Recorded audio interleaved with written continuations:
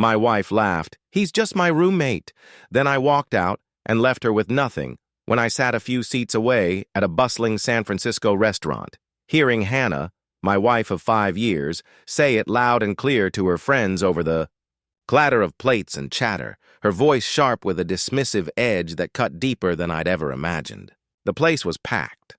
A trendy spot near the Embarcadero with exposed brick walls and dim Edison bulbs casting a warm glow, but I felt ice settle in my veins. I'd been roped into this dinner she'd planned weeks ago, dragged along despite my reluctance, expecting the usual, her gossiping with her crew while I nodded on the sidelines. But tonight the long table split us apart. Me stuck a few chairs down, just far enough she probably thought I couldn't hear. Her friend's question, "So how's married life treating you?"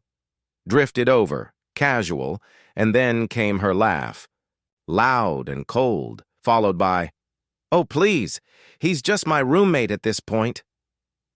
I froze, fork halfway to my mouth, the words sinking into my gut like a stone. No playful tease, no affection, just raw indifference that echoed in the chuckles of her friends. I'm Nathan Carter, 32, married to Hannah for 5 years, pouring everything into our life together.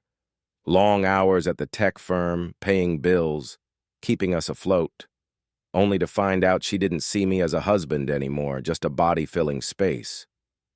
That night flipped a switch. I wasn't staying. As her roommate. I walked away, left her with the apartment and the bills, and took back my freedom in a way she never saw coming. That dinner at the San Francisco restaurant started like any other Hannah dragged me to. One of her girls' nights I'd reluctantly agreed to. The kind where I'd sit quietly while she gabbed with her friends, their voices a wall I couldn't breach. The place was alive, a trendy joint near the Embarcadero, all exposed brick and Edison bulbs swinging from the ceiling, the air thick with garlic and wine as waiters darted between tables. She'd planned it weeks ago, texting me, "It'll be fun, come on," and I'd caved, pulling on a decent shirt despite the pit in my stomach telling me to stay home. The crowd forced us into a long table. Me stuck a few seats down from her, wedged between a chatty friend's husband and an empty chair, picking at my overpriced pasta while their laughter bounced around. I wasn't even tuned in at first, my mind drifting to code bugs at work or the weekend hike I'd half planned, until her friend's voice cut through. "So how's married life treating you?" I glanced up, expecting some light jab, maybe a sarcastic eye roll I could laugh off. Then Hannah laughed, loud, sharp, dismissive, the sound slicing through the restaurant's hum like a blade.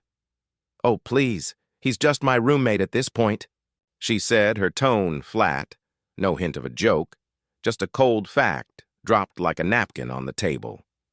Her friends chuckled, nods, knowing smirks, like it wasn't the first time they'd heard it, their glasses clinking as they moved on. I froze, fork dangling midair, the pasta suddenly tasteless, my chest tightening as her words sank in. Just my roommate. Not my husband, not even a playful dig, just a shrug, like I was a tenant splitting rent, not the man who'd built a life with her. The restaurant buzz faded, their chatter blurring into white noise as I stared at my plate, the weight of it settling like a rock in my gut. She didn't look my way, didn't flinch, just kept talking, her dark hair catching the light as she leaned into her friend, oblivious or uncaring that I'd heard. I wasn't angry yet, not sad, just stunned, replaying it, wondering if I'd misheard. But her laugh kept ringing, cold and clear, a slap I couldn't unfeel.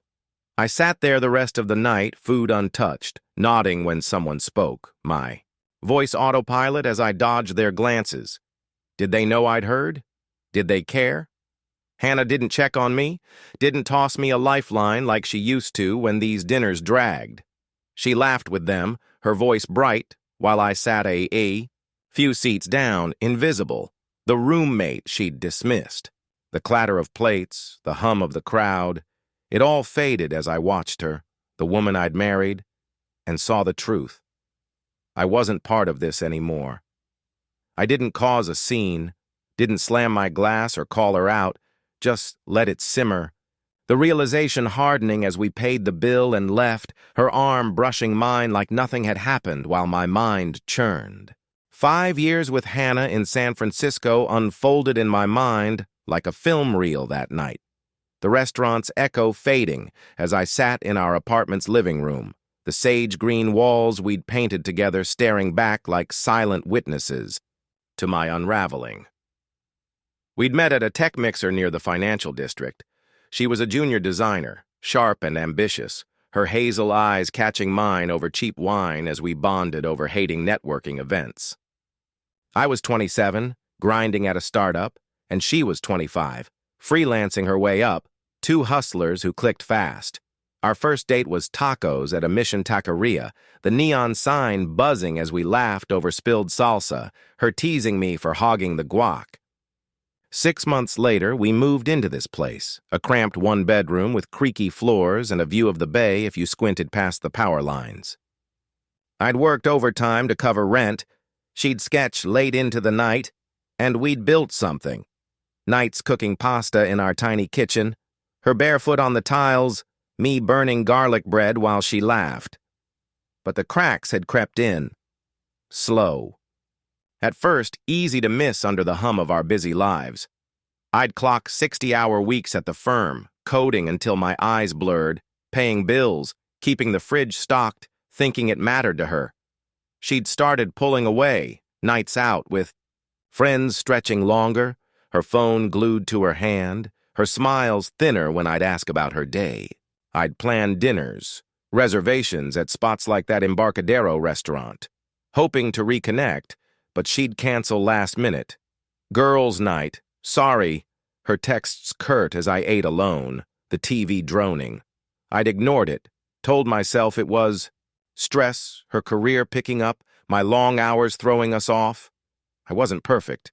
I'd snap when exhausted, forget date nights and crunch weeks, but I never stopped seeing her as my wife, my partner, the one I'd carry through anything. I'd leave notes on her pillow. "Miss you, let's talk," and find them crumpled in the trash, her silence louder than any fight. Looking back, the signs were neon. Her "I'm fine" when I'd ask why she slept turned away, the way she'd dodge my hugs with a tired, "Later, Nate." Her voice clipped. I'd chalked it up to life. Marriage isn't always fireworks, right? But that roommate line peeled it all back. Had I been blind, pouring myself into a home she'd checked out of? The kitchen counter, once our shared chaos of coffee mugs and takeout boxes, now held her phone and keys, my stuff shoved aside. I'd supported her freelance gigs, her late nights. But somewhere, I'd faded into the background, a fixture she didn't need to notice. That night, replaying her laugh, cold, careless, I saw it. I'd been holding up a marriage she'd stopped believing in, maybe for months, maybe years. The drive home from that San Francisco restaurant was silent. The hum of the Bay Bridge traffic a dull roar as Hannah stared out the passenger window, her fingers tapping her phone, the screen's glow lighting her face while I gripped the wheel, her roommate jab looping in my head. Our apartment near the Mission loomed ahead, its sage-green walls a familiar cage as we stepped inside, the click of the door shutting behind us heavy in the quiet. She kicked off her boots, the leather thudding on the hardwood, and grabbed a glass of water from the kitchen, her routine unchanged, like she hadn't just gutted me in front of her friends. I stood by the couch, keys still in hand, watching her scroll through her phone, the blue light flickering as she leaned against the counter, oblivious, or uncaring, that I'd heard everything. My chest tightened, the silence stretching until I couldn't hold it anymore. "Why did you say that?" I asked, voice low, cutting through the hum of the fridge. She barely looked up, her fingers pausing mid-scroll. "Say what?" The casualness in her tone stung, like I was interrupting her night. "At dinner," I said, stepping closer, the floor creaking under my boots. "When they asked about married life, you called me your roommate." She frowned, eyes flicking up, then rolled them with a sigh, setting her phone down like I was a chore. "Oh, come on, it was just a joke." Her voice was sharp, dismissive, no trace of warmth, and I let out a small, humorless laugh, the sound bouncing off the walls. "A joke?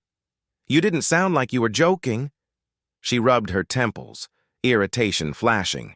"You're being too sensitive. It was just something to say. I didn't mean anything by it." Her words hung there, flimsy, and I stared at her, searching for regret, a crack in her armor. Nothing, just that tired look she gave when I pushed too hard. "You didn't mean anything by it?" I repeated, shaking my head, the kitchen light harsh overhead as I stepped into her space. "So if I told my friends you're just my roommate, you wouldn't care?" She scoffed, crossing her arms, her dark hair falling over one shoulder. "I wouldn't, because I wouldn't take it so seriously." Her defiance sparked something. Anger, yes, but deeper, a hollow ache. "You've said that before, haven't you?" I asked, voice dropping, the question heavy as I watched her. She hesitated, just a beat, her lips parting, then closing. And that pause was a gut punch, confirmation she'd tossed me aside to them before, maybe laughed about it over wine while I sat at home, waiting. My chest tightened. The realization, sinking in, this wasn't a slip. It was her truth. "I don't think you see me as your husband anymore," I said more to myself, the words tasting bitter as they left my mouth. She sighed again, louder. "Can we not do this right now?" No apology, no fight, just exhaustion, like I was the problem. I nodded, slow, fine, and turned away. The bedroom door, a quiet click behind me as I left her there, the weight of her indifference crushing me into silence. The rest of that dinner at the San Francisco restaurant stretched into a haze, the clatter of plates and hum of chatter fading as I sat a few seats down from Hannah, her roommate jab still ringing in my ears like a bad song on repeat. The table was a chaotic sprawl, her friends' wine glasses glinting under the Edison bulbs, their voices weaving a tapestry of gossip and laughter I'd never been part of. I'd been stuck between a friend's chatty husband droning about his golf game and an empty chair, my pasta growing cold as I picked at it, my mind locked on her words. She didn't even glance my way. Her dark hair caught the light as she leaned into her friend, her laugh bright and sharp, the same one that had cut me open minutes ago. I watched her now, not as her husband, but as an outsider. The man she'd reduced to a footnote, and the truth unfolded in every move she made. She was alive with them, her hands gesturing wildly as she told a story, her hazel eyes sparking with energy, her voice rising over the din to land a punchline that sent her friends into hysterics, their glasses clinking in a toast I wasn't invited to join. She'd toss her head back, the sound pure and unrestrained, and they'd nod, leaning in, hooked on every word. But me? I might as well have been a ghost. She didn't turn once, didn't toss me a lifeline like she used to when these nights. Dragged, a quick smile or a hand on my arm to pull me in. I tested it, shifted in my seat, coughed loud enough to carry, and nothing. Her focus locked on them, her world a bubble I couldn't pierce. Her friend, the one who'd asked about married life, caught my eye once, a flicker of pity, then looked away, confirming it. They all knew, had heard it before, maybe laughed about it over brunch while I was at work. The table stretched between us like a canyon, the chatter a wall. Her friends swapped tales of vacations, work drama, their voices a blur as I sat there unnoticed, my fork scraping the plate just to have something to do. She'd throw a quip, "Oh, Jess, you're killing me," and they'd erupt, her energy fueling them while I faded further, the roommate she didn't need to check on. I caught her profile, the curve of her jaw, the way she tucked her hair behind her ear, and it hit me. This wasn't new. The way she ignored me, the way she shone without me, it was practiced, routine.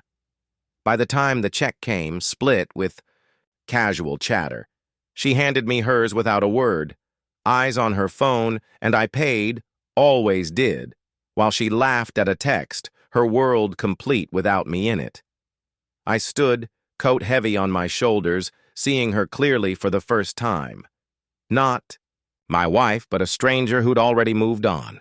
The silence hit hard that night when we got back to our San Francisco apartment near the Mission, the click of the door shutting behind us louder than the city's hum outside, a heavy thud that sealed the rift Hannah had opened at the restaurant. She kicked off her boots, the leather slapping the hardwood with a careless thump, and padded to the kitchen, her dark hair swinging as she grabbed a glass from the cabinet, the clink of it against the counter sharp in the quiet. I stood by the couch, keys still clutched in my hand, the metal digging into my palm as I watched her, scrolling her phone, sipping water, her routine rolling on like she hadn't just laughed me off as a roommate in front of her friends. The sage-green walls we'd painted together loomed around us, the air thick with the leftover scent of her perfume, musky now, not the citrus I'd loved. And I waited, half expecting her to look up, to say something, anything to bridge the gap. She didn't. Her fingers danced over the screen, the blue glow lighting her face as she leaned against the counter, a soft hum escaping her lips. Some tune from the radio, oblivious or uncaring that I was standing there, unraveling. I dropped my keys on, the coffee table, the clatter sharp, hoping it'd jolt her, but her eyes stayed glued to her phone, her thumb flicking through whatever held her more than I did. The silence wasn't new. We'd had quiet nights, but this was different, heavier, loaded with the echo of her words I couldn't shake. I moved to the kitchen, the floor creaking under my boots, and poured myself a glass of water, the faucet's hiss loud as I stood a foot from her, waiting. She didn't flinch, didn't glance up, didn't ask how I was after that dinner, just kept scrolling, her lips curling at some text, a private smile that shut me out. My chest tightened, the glass cold in my hand as I watched her. 5 years of marriage. And she acted like I wasn't even there. I could have pushed, could have asked again, demanded she explain, but the indifference in her sigh earlier stopped me. She'd already dismissed it, dismissed me, and I stood there, water untouched, feeling the weight of that night settle deeper. She turned off the tap, grabbed her glass, and brushed past me to the bedroom, her shoulder grazing mine like I was furniture, her voice absent as she muttered, "Night," the door clicking shut behind her. I stayed rooted, the kitchen dim, the hum of the fridge a dull drone as I replayed her laugh, just my roommate, and saw her now. No guilt, no pause, just a woman who'd already moved on, leaving me to carry the silence alone. The next morning, in our San Francisco apartment near the Mission, I stood in the kitchen, the coffee maker gurgling as dawn peeked through the blinds, casting slats of light across the sage-green walls, while Hannah slept behind the bedroom door she'd shut. Last night, her roommate jab and that heavy silence had churned in my head all night, the mattress springs creaking as I lay awake, staring at the ceiling's cracks, 5 years of marriage reduced to a punchline she didn't even care to explain. I wasn't angry yet, not fully, just tired, the kind that sinks into your bones when you realize you've been holding up something that's already fallen apart. Over coffee, black and bitter as my mood, I started planning. Not a confrontation, not a fight, but a way out. I wasn't staying as her tenant, her silent partner in a life she'd checked out of. I'd leave, and I'd do it clean. I pulled out my laptop, the screen's glow harsh in the dim kitchen, and checked our lease, her name alone on the dotted line, a detail I'd never questioned when we'd signed it 2 years ago, her voice chirpy then. "It's easier this way. My credit's better. The bills, electric, water, internet, all hers too, tied to her accounts, her auto-pays, her control. I'd chipped in every month, Venmo requests piling up as I sent half the rent, half the utilities, keeping us afloat while she spent on nights out I wasn't invited to. It hit me. Everything here was hers. Legally, practically. And that made it simple. I didn't have to fight for a damn thing. I could walk away, leave her with the keys and the costs, and she'd feel it when my paycheck stopped filling the gaps. I opened my banking app, the numbers stark. Savings from 5 years at the tech firm, enough for a deposit on a new place, a cushion to start over without her. I mapped it out, quietly, methodically, over that steaming mug, the apartment still, as Hannah slept, oblivious. I'd pack my essentials, clothes, laptop, a box of documents, birth certificate, passport, tax returns, stashed in the closet she never touched. The furniture, couch, table, bed, we'd bought together. But I didn't care. She could keep it. Let it remind her of the roommate she'd mocked. I'd move out piece by piece, small trips so she wouldn't notice, my resolve hardening with each sip of coffee, the bitterness mirroring the taste of her words. I'd rent a short-term spot, found one online near the Presidio, cheap and quiet, and figure out the rest later. By the time she realized I'd be gone, her smug indifference left to wrestle with rent she couldn't swing alone. I closed the laptop, the click final, and stood, the fog outside thick as my plan took shape. I wasn't her husband anymore, and I'd make damn sure I wasn't her roommate either. The days after that San Francisco dinner turned into a quiet mission in our mission apartment, the sage-green walls watching as I started pulling my life out from under Hannah's nose, piece by careful piece. She'd go about her days, off, to her design gig, out with friends, her boots scuffing the hardwood as she left, her phone buzzing with texts she'd smile at, oblivious to the shift happening around her. I'd wait till she was gone, the door clicking shut, the hum of the city filtering through the windows before I moved. My desk in the corner, once our shared chaos of laptops and coffee mugs, became my staging ground. I'd pull out a duffel, bag from the closet, the zippers rasp loud in the silence, and start with clothes. Jeans, hoodies, the worn sneakers I'd laced up for years, folding them tight, each item a brick in the wall I was building between us. I took my laptop next, its charger coiled neatly, the hum of its fan a familiar comfort as I slipped it into a backpack, the weight settling on my shoulder. Documents came after, birth certificate, passport, tax returns, buried in a shoebox under old cables she'd never bothered with, the paper crinkling as I tucked them into a folder, my hands steady despite the ache in my chest. The apartment smelled of her, coffee, her musky perfume, and I moved through it like a ghost, avoiding the couch where we'd watched movies, the kitchen counter where we'd cooked, the bed where we'd slept.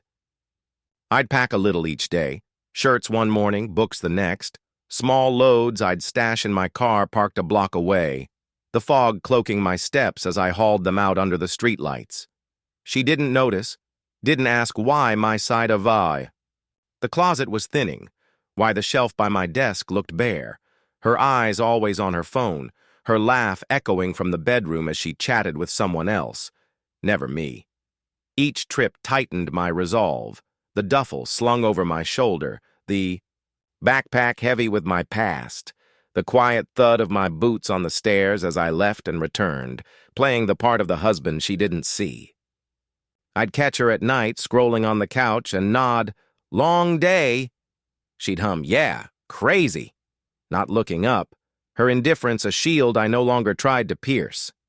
By the 4th day, my essentials were gone, clothes, tech, papers, the apartment still hers, the furniture ours, but not mine anymore. I stood in the living room, the fog thick outside, the silence heavier than ever, and felt the shift. I wasn't leaving chaos. I was leaving her with it, the bills she'd face, the space she'd rattle around in alone. My car idled outside, packed with the last of me, and I knew tomorrow I'd be gone and she'd wake up to an emptiness she'd never expected. The day I left our San Francisco apartment near the Mission was quiet, deliberate, the fog rolling, thick outside as dusk settled over the city, the sage-green walls looming like a cage I'd finally cracked open. I'd spent the week packing, clothes, laptop, documents, bit by bit, each load stashed in my car under the cover of night, the streetlights glinting off the windshield as I drove back, playing the part one last time. That evening, Hannah was out. Another girls' night, her text curt, "Home late, don't wait up," and I didn't. The apartment was still, the hum of the fridge a dull drone as I grabbed my last bag, a worn duffel stuffed with socks and a jacket, slinging it over my shoulder. I paused in the living room, the couch sagging where we'd once sprawled, the coffee table scratched from years of takeout trays, the air heavy with the ghost of her perfume, musk now, not citrus, and felt nothing, not sadness, not regret, just a steady calm as I turned off the lights, the click sharp in the silence. I locked the door behind me, the key sliding in with a finality that echoed down the hall, my boots scuffing the hardwood one last time as I stepped out into the foggy San Francisco night. My car waited a block away, engine purring as I tossed the bag in the trunk, the street quiet save for a distant siren cutting through the mist. I didn't leave a note, didn't text, didn't call. Why would I? She'd laughed me off as a roommate, her indifference a wall I'd stopped banging against. I drove to the short-term rental I'd booked near the Presidio, a small studio with bare walls and a single window, the smell of fresh paint sharp as I dropped my bags on the floor. The city stretched out below, lights flickering through the fog, and I stood there, hands in my pockets, the weight of 5 years lifting as the door shut behind me, the lock clicking into place. That first night was strange. Not the ache I'd braced for, but a quiet freedom. The bed unfamiliar but mine alone, no hum of her phone, no creak of her steps. I sat on the edge, the mattress firm under me, and stared at the blank walls. Nothing of hers, nothing of us, just me, raw and unburdened. I'd left her the apartment, the bills, the life she'd built around her own terms, and as the fog pressed against the window, I felt it. I wasn't running. I was reclaiming. She'd wake up tomorrow, find my side of the closet empty, my keys gone, and face a silence she'd laughed into existence, one I'd no longer fill. Hannah didn't notice I was gone until the next evening. The San Francisco fog had cleared, leaving a crisp dusk as I settled into my Presidio rental, unpacking my duffel on the bare hardwood floor, the quiet of the studio wrapping around me like a shield. My phone stayed dark all day, no texts, no calls, her absence louder than any alarm as I brewed coffee in the tiny kitchenette, the gurgle of the machine a soft hum against the city's distant buzz. I'd half expected a flurry of messages. The moment she walked into our old Mission apartment, "Where's your stuff?" But nothing, not a ping, and it sank in. She hadn't even come home last night, or if she had, she didn't care enough to see I'd vanished. Then, late that evening, my phone lit up, her name on the screen, a simple, "Where are you?" No panic, no urgency, just 3 words typed like she'd misplaced a sock. I didn't reply. Let it sit there, the screen dimming as I sipped my coffee, the bitterness matching the taste of her indifference. Hours passed. The city lights, twinkling beyond my window, and then another buzz. "Did you cancel the autopay for the bills?" Her tone shifting, a crack of realization breaking through. I smirked, setting the mug down, the ceramic clinking on the counter. She'd checked the accounts, seen the rent due soon, the utilities she'd always left half to me, and now the math wasn't mathing without my paycheck. Still, I stayed silent, watching the messages pile up over the next 2 days. "I need to talk to you." Then, "Call me." Each one sharper, her casual smugness peeling away as reality hit. She wasn't asking if I was okay, wasn't begging me back, just scrambling as the life she'd coasted through started to wobble. By the 3rd day, her tone turned, a frantic edge in, "Nathan, where are you? This isn't funny."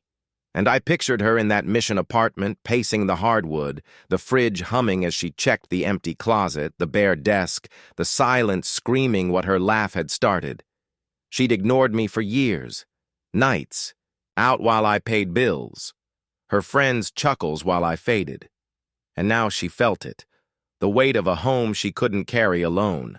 I didn't gloat, didn't need to, just watched her panic bloom through texts, the fog rolling back in outside. My window as I leaned against the wall, free from her shadow at last. A week after I left our San Francisco apartment, Hannah's texts turned desperate. "Nathan, we need to talk."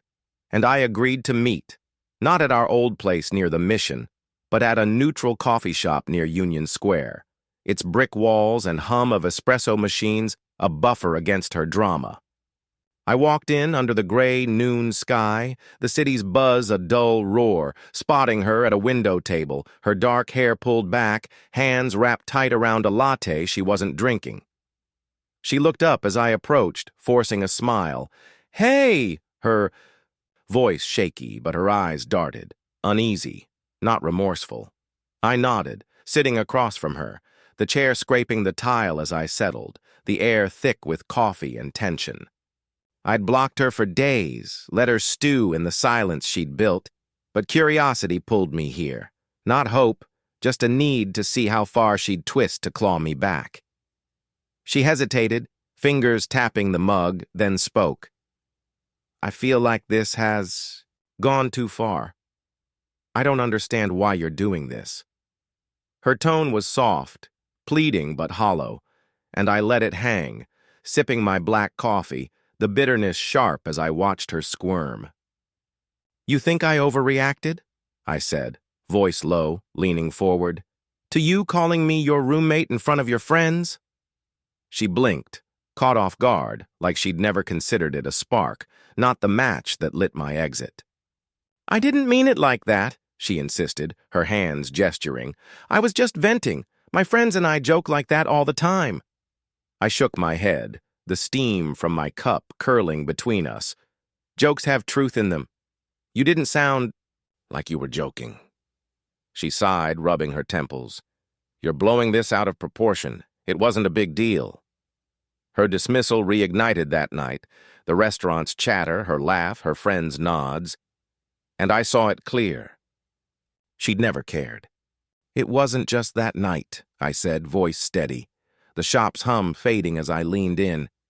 "You've treated me like I don't matter for years, dinners I wasn't part of, nights you didn't come home, acting like I'm here to pay bills." And shut up. Her lips parted, but no words came, her silence louder than any excuse. "I don't want it to end like this," she finally said, eyes dropping to her coffee. "Can't we talk it out?" I studied her. No tears, no regret, just a plea to keep her life easy. "There's nothing to talk out," I said, standing, the chair scraping again. "You made it clear where I stand. I'm done being your roommate." She flinched. "Nathan." But I cut her off. "Take care of yourself," and walked out, the bell jingling as the door shut, her voice lost in the city's hum. I didn't look back. 5 years ended there, and I was free. If the person you love reduces you to a shadow, don't waste another breath. Walk away, reclaim your worth, like I did when Hannah called me her roommate. You're not their fallback, their punching bag, or their bank. Cut them loose, and build a life they can't touch. I left her with the bills and the silence she laughed into existence, and I've never felt stronger. You've got the grit to rise above their disrespect. Use it, step out, and don't look back. Tell me, your story below, what would you do?